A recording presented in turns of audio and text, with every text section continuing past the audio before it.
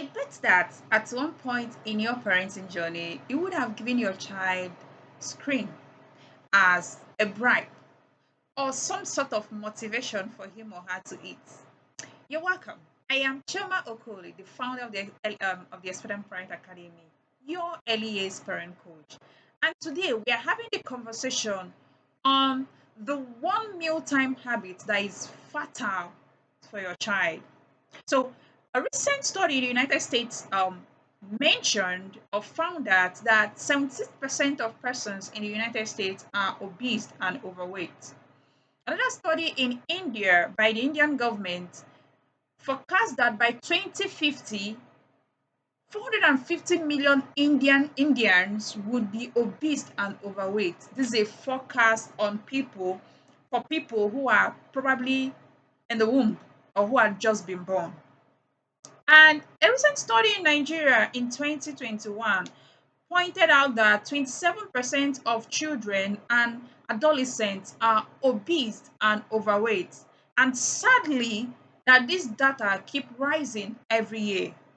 And so if you're wondering the connection of your child sitting before a screen and eating, here it is. When children, and not just children, by the way, sit before a screen to eat, the body's physiological processes of food digestion is altered. And so the food doesn't digest the same way as if your child were to eat without sitting before a screen. All right. And so, why most children would sit in our time before a screen at home and sadly sometimes in the classrooms, it is not in the best interest of your child. And how is this? It is because it erodes your child's the capacity for your child to be a responsive eater. And what does it mean to be a responsive eater? Responsive eating is when the individual, in this case your child, sits to eat his or her meal and pays attention to the taste, to the texture, to the color, to the combination, to the name of the food he or she is eating. And so it isn't just enough that your child is sitting before the child is sitting to eat, and then because you want some time or for whatever reason, as a parent or a caregiver, you give screen to the child to keep him at one place and to keep him focused so that you the adult, you the parent or the caregiver, could focus on another thing. It's a familiar experience, but this doesn't have to continue in your home.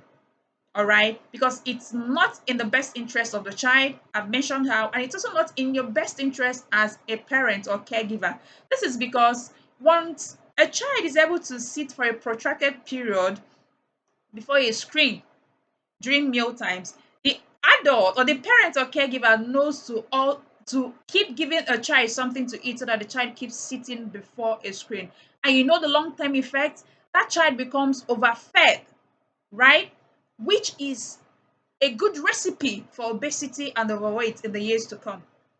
So this is a fatal habit, not just for your child's health, but for you as a parent who feels that this is a smart way of keeping your child still and cooperative. So when we encourage responsive eating in children, what exactly does it what advantages does it exactly pose to the child? I'll tell you four of those advantages. The first one is that it builds attention. It takes a great deal of attention for a child to sit, or anybody at all, to sit and focus on his or her food without pressing a phone or looking at the screen. You tell me, as an adult, how often do you sit to eat and you're pressing a phone? So imagine when there is no phone and there is no screen and you're just eating and focusing or maybe engaging in a family conversation. That's very key. The second advantage is that it encourages mindfulness. So your child knows to say when he or she is full. Your child knows to say the name of the food he or she is eating. Your child knows to say there is pepper in this food, there is salt and all of that. And if your child is 2 years and above, your child can, of course, say all of these things. But if the child is less than two, the child is noting the various tests, what rice tastes like, what this particular soup tastes like, and all of that. And these are critical points. These are critical and beneficial information that your child's brain stores to build a reserve of memories of how a particular food tastes and all of that, which is very key as your child grows. When you talk about healthy eating later in life, the foundation of how your child eats and what your child, the association your child makes with eating and food will come into play in those later years. All right. The third reason why responsive eating should be encouraged in your child is that it um, enables family connection.